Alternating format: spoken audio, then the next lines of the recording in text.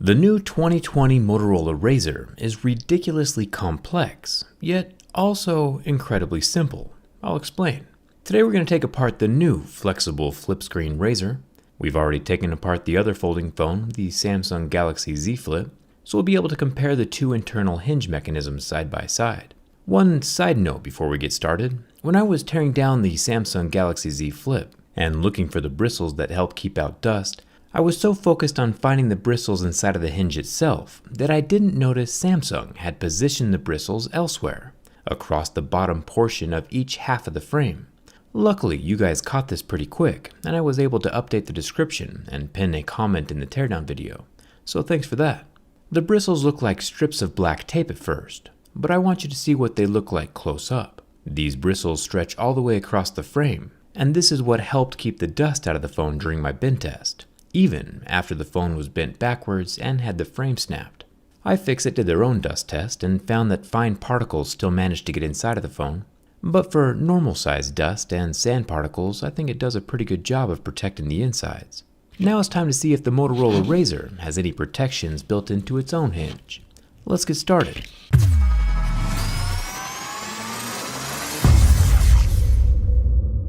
So when I said the Motorola Razr was ridiculously complex, I was talking about the organization of components inside. Everything is kinda helter-skelter until we get to the hinge, but it's still super interesting. To get inside the phone, I'll start by heating up the back plastic cover. Then I can pry it away from the phone with my razor blade and shimmy it down off the frame at the same time. The plastic housing is still attached to the phone though with the fingerprint ribbon cable that's plugged into the base. There's not a good way to unplug it at this point without removing these 4 T3 screws. I'll link the toolkit I used down in the video description. The inner plastic housing that just pulled away is for the loudspeaker and the antennas. I can unplug the speaker just like a little Lego. You can see the singular speaker itself here inside of the plastic frame. There is a water damage indicator down here next to the charging port. You can see that it's white on one side and red on the other. So if the phone ever gets wet, the red will bleed through and turn pink. Motorola has come up with some very creative ways of making this phone water resistant though.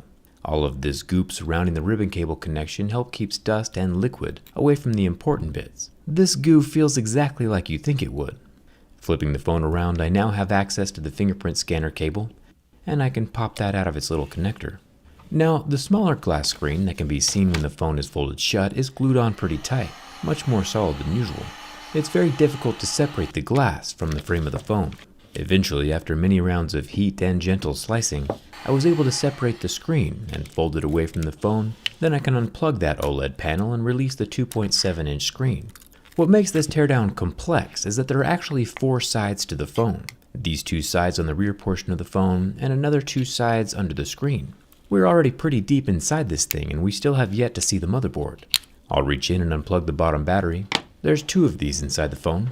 Each half of the phone has its own battery. Then I'll remove 4 more T3 screws and unclip the folding screen ribbon and the NFC. Then the battery and motherboard sandwich can be removed. This motherboard looks quite a bit different than what we're used to. I believe that's because each of the little chips on the board has its own cheese grater looking Faraday cage shield thing over the top. These shields block electromagnetic fields.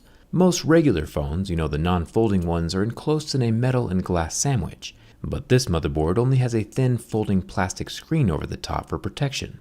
And that's why the cheese graters were added over the chips. Either way, I think Motorola gets a thumbs up for how cool this looks. The battery is a 1245 mAh capacity.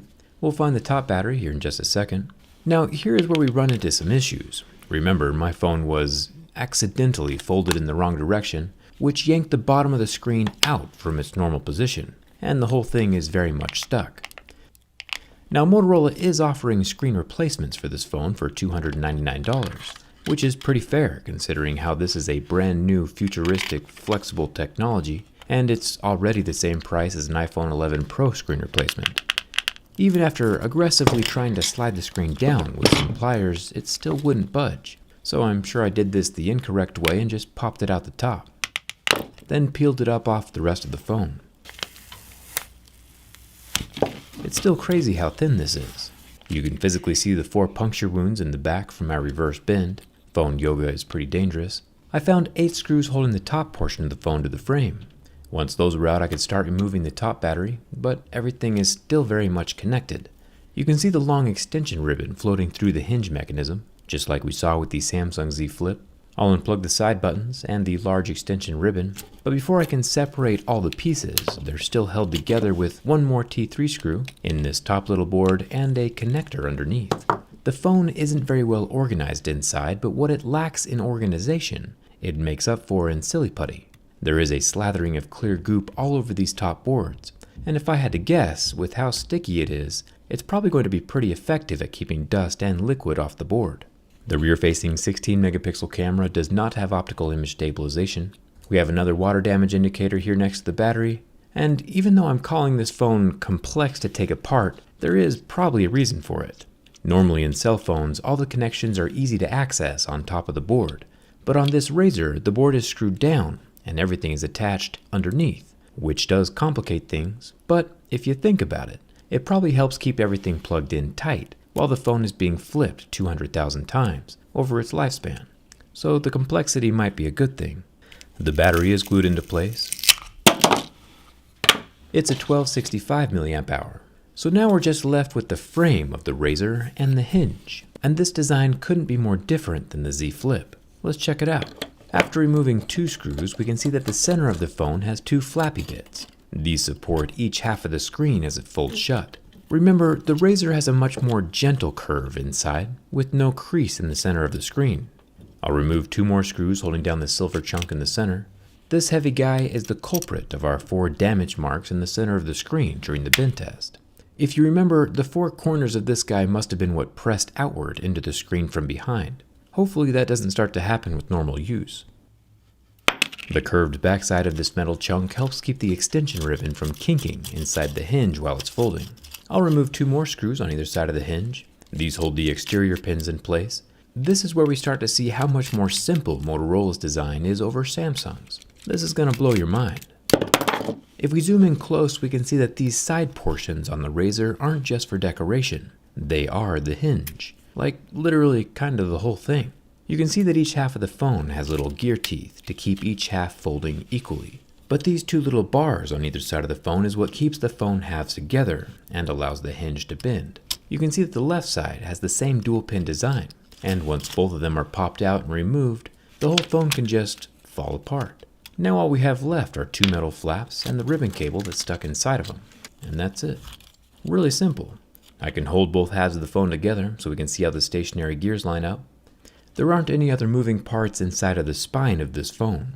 It becomes more mind-blowing when we hold Samsung's hinge up side by side to Motorola's hinge. Samsung is over here doing rocket science, and Motorola just pops a pin in there like a door and is ready to rock. Door hinges have been around for thousands of years, and Motorola is just going to keep on using them. You might be asking yourself, hey Jerry, how does the phone spring open and shut though? And I'm glad you asked. It would be real embarrassing if I missed something important like that.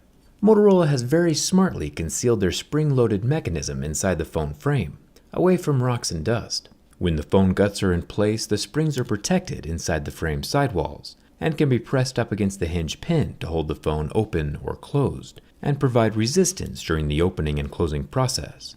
Pretty solid design. Overall, I'm impressed with both phones. Both present new and unique ways of utilizing flexible screen technology, and I'm excited to see where we go from here. I'm pretty happy with my personal Note 10 Plus for now, but there's a good chance that my next phone might just be a folding phone. The price is dropping quite a lot with each new version, and I'm sure eventually they'll be as durable as the phones we have now. Now that you've seen how both phones work from the inside, which one is your favorite? Let me know down in the comments. Hit that subscribe button if you haven't already. I've got some pretty cool videos coming up, and come hang out with me on Instagram and Twitter. Thanks a ton for watching. I'll see you around.